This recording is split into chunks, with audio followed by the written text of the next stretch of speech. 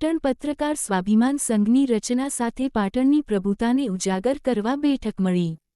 પાલિકા પ્રમુખના અધ્યક્ષપદે મળેલ બેઠકમાં પાટણના વિકાસ માટે મુકદ્દમને વિચાર વિમર્શ કરાયો. પાટણ નવા સર્કિટ હાઉસ ખાતે રવિવારે પાટણના પ્રથમ નાગરિક ચંદ્રિકાબેન રાવળના અધ્યક્ષ સ્થાને તેમજ નવનિયુક્ત નગર સેવિકા નીતાબેન પટેલના મુખ્ય મહેમાનપદે પાટણની પ્રભુતાને ઉજાગર કરવા પાટણ પત્રકાર સ્વાભિમાન સંઘની રચના સાથે પ્રથમ બેઠક મળી હતી. આ બેઠકમાં પાટણના પ્રાચીન સમયને યાદ કરતા ભારત વર્ષમાં પાટણની પ્રભુતાનો ઇતિહાસ આજે પણ અમર અને અકબંધ છે, પરંતુ સમયની સાથે તે ઘણો બધો ઇતિહાસ ભૂલાયો પણ છે.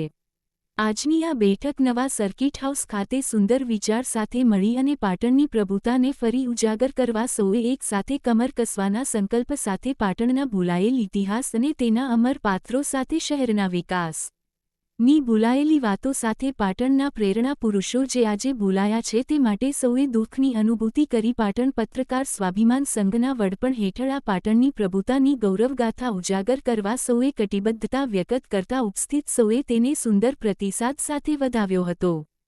પાટણ પત્રકાર સ્વાભિમાન સંઘ આ બાબતે લોકોના પ્રશ્નોને વાચા આપશે અને વિસ્તારના વિકાસને આગળ ધપાવશે અને સરકાર સાથે સંવાદ સાધી પાટણની પ્રભુતાને ફરી ઉજાગર કરવા દિલથી પ્રયત્ન કરશે તેવી હૈયાધારણ આપી હતી.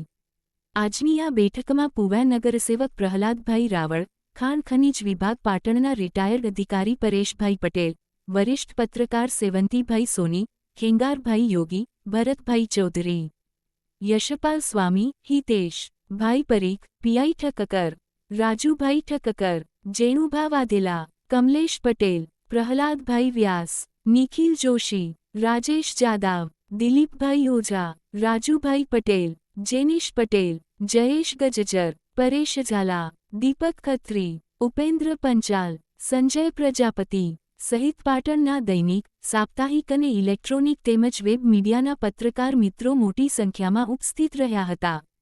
અહેવાલ જયેશસિંહ ગજજર. વિશ્વસર્જન ન્યૂઝ ચેનલને જોતા રહો. અમારી ચેનલને લાઇક કરો, શેર કરો, સબસ્ક્રાઇબ કરો.